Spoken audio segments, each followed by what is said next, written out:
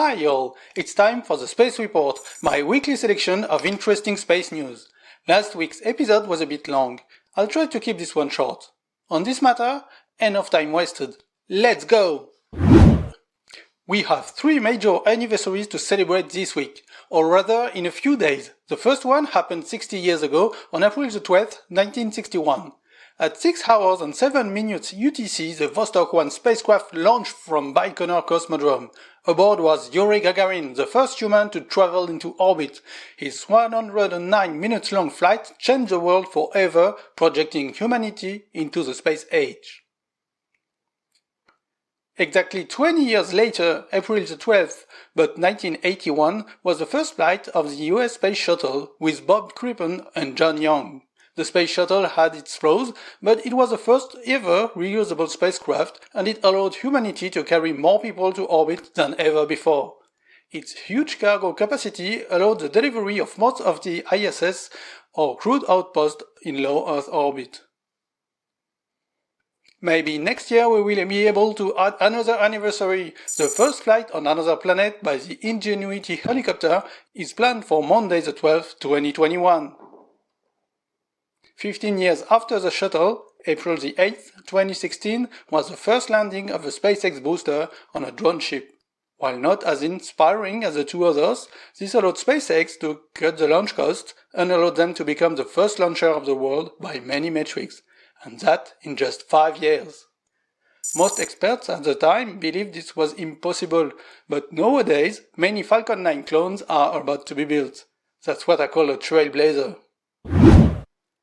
Axiom Space published pictures of one of the largest windows ever constructed for space. It will become a part of the Axiom Earth Observatory cupola. With 8 windows like that, it will be the place to go on the Axiom Space Station that is about to be built as part of the NASA Commercial Destination program. United Launch Alliance's Vulcan Centaur Pathfinder first stage is pursuing testing atop of its launch pad at SLC-41. The Vulcan is qualified as a next-generation launcher. If you compare it to ULA's Delta IV Heavy, for the same payload capabilities, it will be a single-core first stage, and therefore much cheaper. The Centaur V upper stage is also next generation. Very high performance, it will be able to relight its engines multiple times, thus allowing complex orbit insertions or multi-payload deliveries. In its future versions, it will be able to stay operational in orbit for months instead of weeks. ULA wants to use this feature to follow a new trajectory to send cargo to the Moon. This new trajectory will offer 25 to 30% payload increase, but at the cost of 5 months journey instead of the usual 2 to 3 days. And the last innovation will be in orbit refueling and reuse of the second stage. This feature will allow Vulcan to send a very big payload to low Earth orbit, wait for a refueling tanker, and then send this big payload to the Moon or further.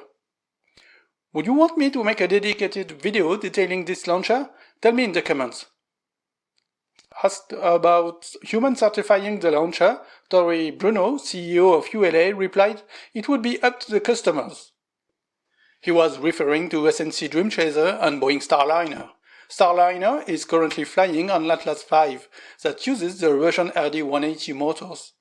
The RD-180 engines are bought from Russia and under the current contract, only 6 of them are to be delivered. That could be a problem in the long term.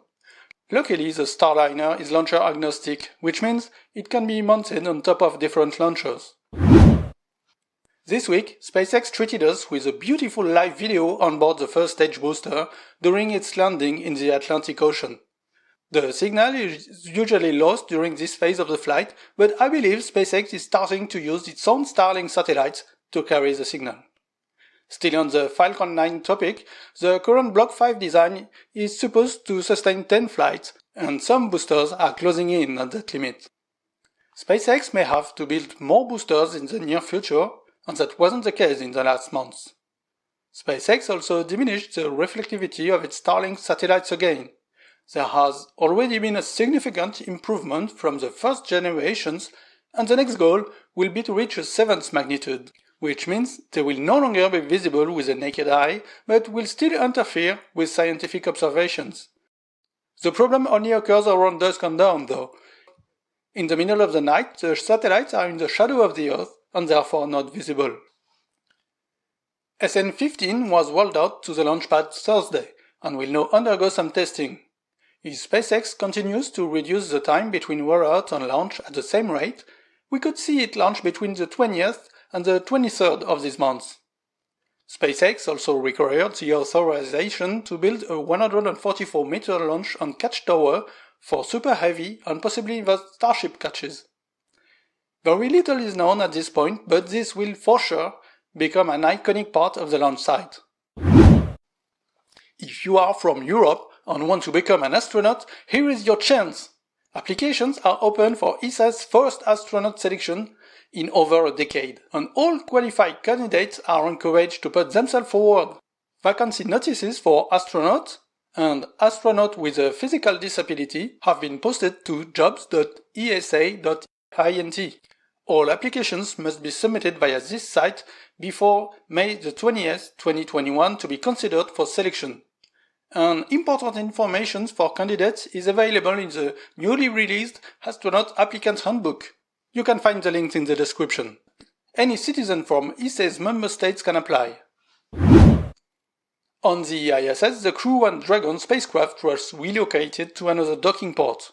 As you can see from these excellent illustrations by Raffaele Di Palma, this was needed because the station's manipulator arm couldn't reach the trunk of the spacecraft.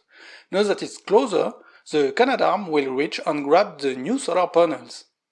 The crew will then attach them in front of the old ones in the later EVA. They are smaller but more powerful than the old ones, and will help provide electricity for the growing needs of the station.